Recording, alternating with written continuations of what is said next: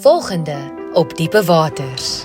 Wel, miskien sal my vrou meer opgewonde wees oor die goeie nuus wat ek vir die klub bring. Want die enigste goeie nuus wat ek wil hoor is dat hierdie afgehandel is. Daar was blitverdinners in die smoothie. Sou hulle probeer om Frans dood te maak? Hy gaan nie ophou tot Frans dood is nie. Al wat sy doen is praat en praat en Hey. praat en... Maar ek sê maar net, praat help nie altyd nie, partykeer moet 'n mens net vergeet. Dit voel of Kloete motivated is deur iets groter. Ek stem saam.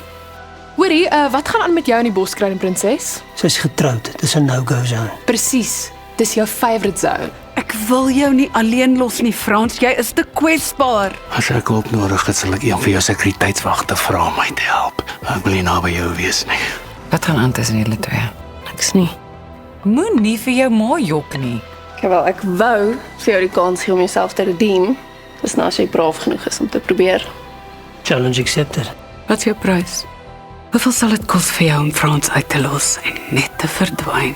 Oi, of jy luister vir my of ek loop en jy maak Bianca se deure toe oor 'n paar maande. Dis die dans van die liefde, dans van die lewe. Hoekom kom julle twee nie saam nie? Ek wil praat is nie altyd die antwoord nie, Arno. Ons het 'n baba verloor. Okay, en ons het 'n seremonie gehad en ek het daarmee gedeel en ek's fine.